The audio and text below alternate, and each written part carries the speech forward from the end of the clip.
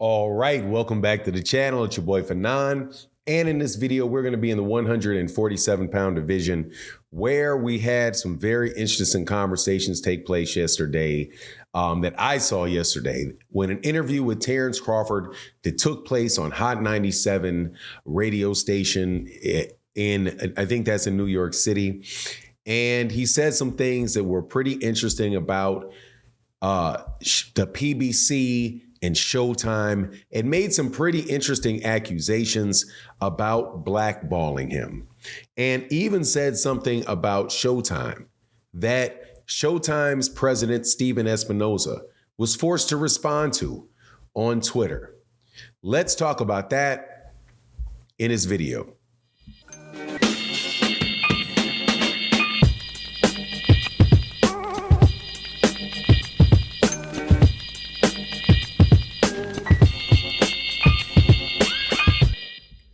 All right, welcome back to the channel. It's your boy Fanon, and in this video, we're going to be in the 147-pound division, man, where we've got really, what can you say other than no good deed goes unpunished, as Errol, Spence Jr. and Terence Crawford just have one of the biggest events of the century so far, a fight that generated between 650 to 675,000 or 700,000 pay-per-view buys.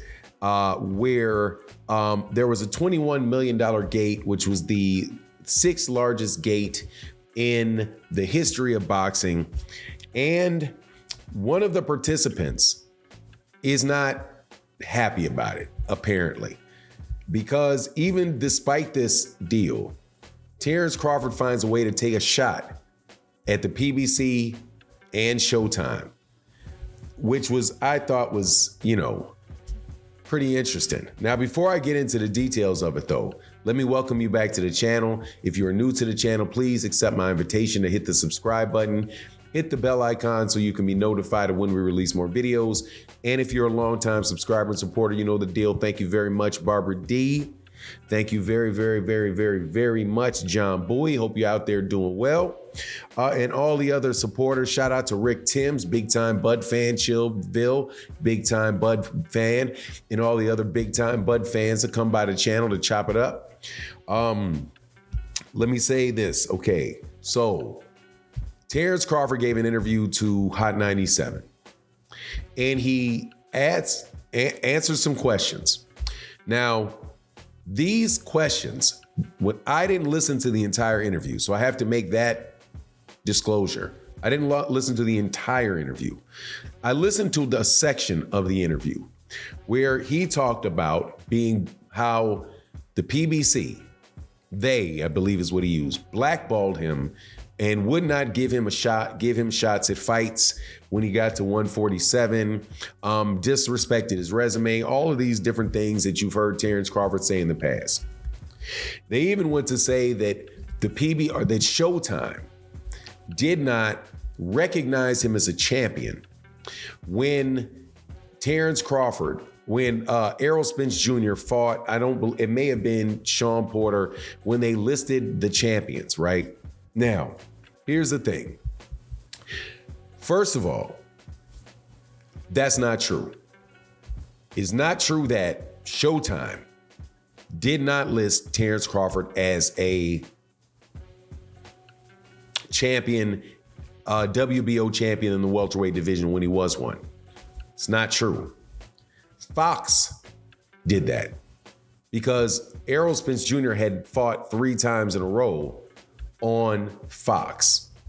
And for whatever reason Fox chose, there was a period of time where Fox, the PBC on Fox, was having problems with I believe they were having problems with the WBO just in general. And they were not going to recognize the WBO as a major championship belt because they felt as if the WBO was not ranking PBC fighters and having them have an opportunity to get those belts. So there was an issue at the time between, I believe it was Fox and the WBO, and the Fox producers said that the WBO, they threatened to not include the WBO as a world championship belt. that was not directly or exclusively related to Terence Crawford.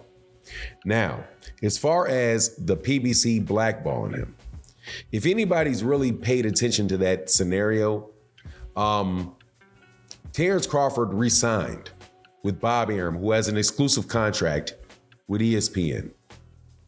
So I'm not quite sure exactly who it was but what Terence Crawford was blackballed from.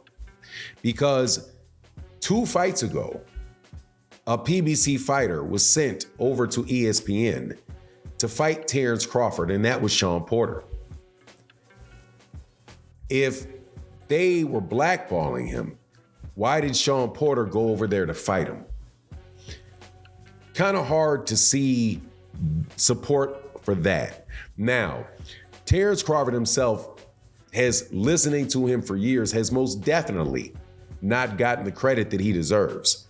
So when I listen to him say things like this, I understand that there are a lot of circumstances throughout his career where he was not given the credit that he deserved, where he was not, where he had people that were put on top of him when he was a better fighter and had accomplished more.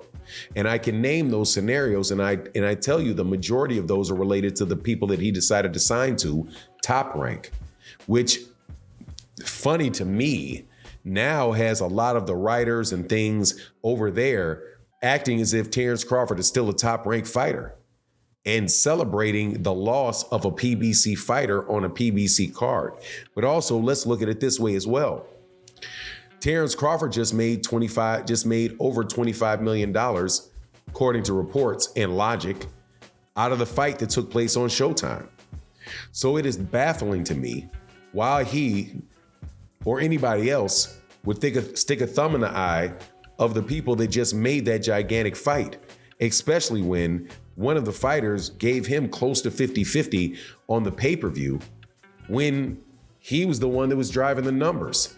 So it seemed to me that he was far from blackballed, that Errol, Spence Jr. and Showtime, who held up their schedule last year, a significant amount of their schedule last year, trying to make that fight in a fight that Terence Crawford ultimately pulled out of, seems to me like they went out of their way to make a fight for him. Seems to me. And also, funny thing is that the fights that Terence Crawford wants moving forward are on Showtime and with the PBC. As he said that he wants to fight Jermell Charlo and wants to be a 3-time undisputed champion. Well, how are you going to do that without Showtime? ESPN's not going to pay you do a pay-per-view for that fight. DAZN is not going to jump in and do that. And Terence Crawford is not going to be the mandatory for Jermell Charlo to force a purse bid for anybody to do that.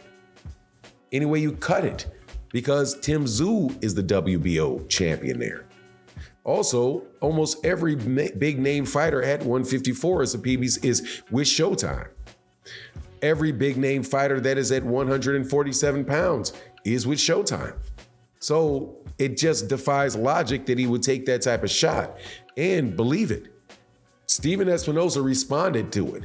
Brian Custer responded to it. Brian Custer says, hey, I don't have a problem with anything that Terence Crawford said, except for we didn't do it.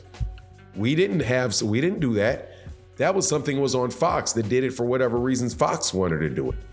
But this is something that is pretty standard out here in the boxing world. You guys just take this one person and throw them, a lot of people just take one person, no matter what they say, or one group of people, no matter what they say, and just dump them in with the rest of the people who you disagree with in general. And that's a bad practice and quite unprofessional.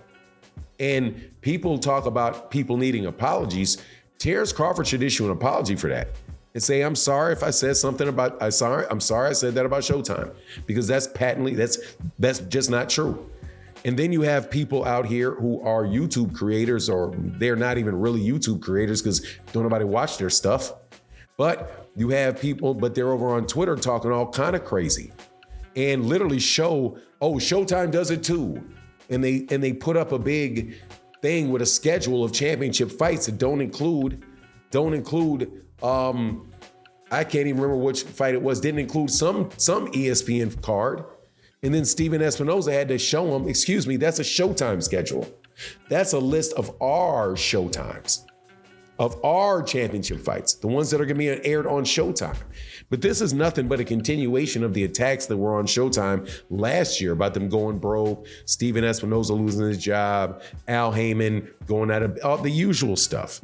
But anyway, that's my take on the matter. You let me know what you think in the comment section.